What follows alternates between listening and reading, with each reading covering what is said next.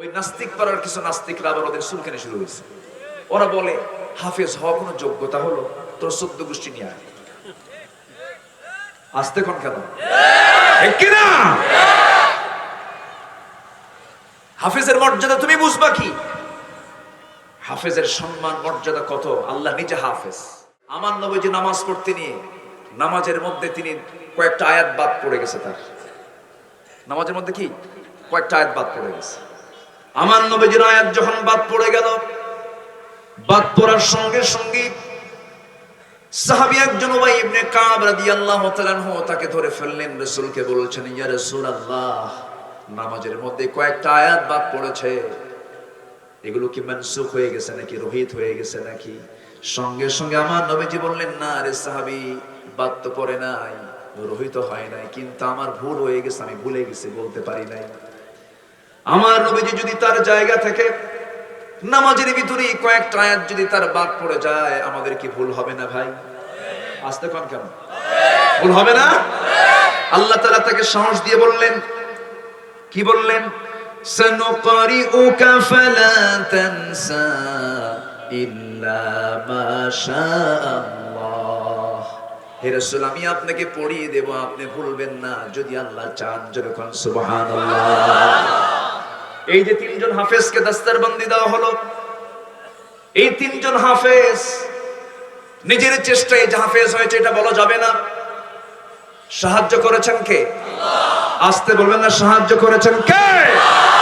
তাই যদি হয় আমার নবীজি কোরআনের আয়াতগুলো নাযিল হয়, বারবার তিনি জিহ্বা দিয়ে আওড়াচ্ছেন, মুখস্থ করার জন্য চেষ্টা করছেন।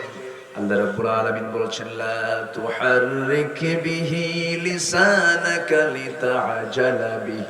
হে রাসূল, আপনি আপনার জিহ্বাকে বারবার আওড়াবেন না মুখস্থ করার জন্য, এত কষ্ট করেন আপনি, এত অস্থির হওয়ার দরকার আপনার নাই। আমি আল্লাহ নিজে আপনার সিনার মধ্যে তা জমা করে দেব। জোরে বলি সুবহানাল্লাহ। অতএব কোরআন মুখস্থ রাখা এটা কার রহমত?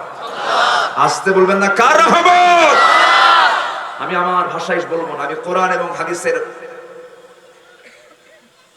এবং হাদিসের পরিভাষা অনুযায়ী, কোরআন এবং হাদিসকে সামনে রেখে যেটা বলতে চাই, যারা হাফেজ, এই যোগ্যতা যারা অর্জন করতে পেরেছে, তারা হচ্ছে এই পৃথিবীর একমাত্র আল্লাহর পক্ষ থেকে স্পেশাল বান্দা। স্পেশাল। ইয়ামামার যুদ্ধে, কোন যুদ্ধে জানো?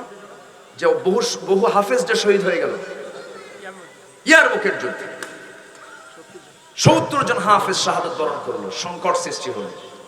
হাফেজদের একটা মূল্য, সম্মান কার কাছে আছে? আল্লাহ। আসতে বলবেন না, কার কাছে আছে? আল্লাহর কাছে আছে। আপনি মুখস্থ করতে চাইলে মুখস্থ করতে পারবেন না। গভর্নমেন্টকে ধন্যবাদ দিচ্ছি, সম্প্রতি সালেহ আহমদ তাকরিম নামে একটা ভাগ্যবান একটা ছোট্ট ছেলে, সে গোটা পৃথিবীর 111 দেশের হাফেজদেরকে পিছনে ফিরে সে সামনের দিকে চলে এসেছে, পুরস্কার এনেছে। তাকে সৌদি গভর্নমেন্ট 27 লক্ষ টাকা পুরস্কার দিয়েছে। আলহামদুলিল্লাহ। এর আগে হাফেজ আদিল, তাকে দুবাই গভর্নমেন্ট 52 লক্ষ টাকা উপহার দিয়েছে। হাফেজদের মূল্য এটা কোন অর্থনৈতিক, এটা কোনো বিষয় নয়। তাদের সম্মান একমাত্র কার কাছে আছে? আল্লাহর কাছে আছে। সেই সালেহ আহমদ তাকরিমকে আবার ধর্ম মন্ত্রণালয় থেকে তাকে রাষ্ট্রীয় সম্বর্ধনা দেওয়া হয়েছে। বলি আলহামদুলিল্লাহ।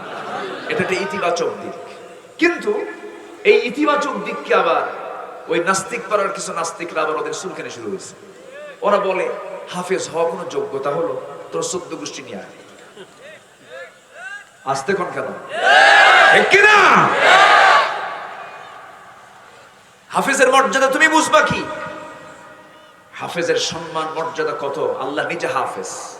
ওয়া ইন্না লাহু লাহাফিজুন। আল্লাহ নিজে হাফেজ। হাফেজ না? ওয়া ইন্না লাহু লাহাফিজুন। অতএব বান্দাও হাফেজ। সিবগাতাল্লাহ। ওয়া মান আহসানু মিনাল্লাহি সিবগা। আল্লাহ রঙে রঙিন হয়ে যাও। আল্লাহু আকবার বলো। অতএব যার এই 30 পারা কোরআন মুখস্থ আছে, তার আর কি লাগে? কিছু লাগে? তার আর কিছু লাগে? লাগে না। এটাই বিশাল যোগ্যতা।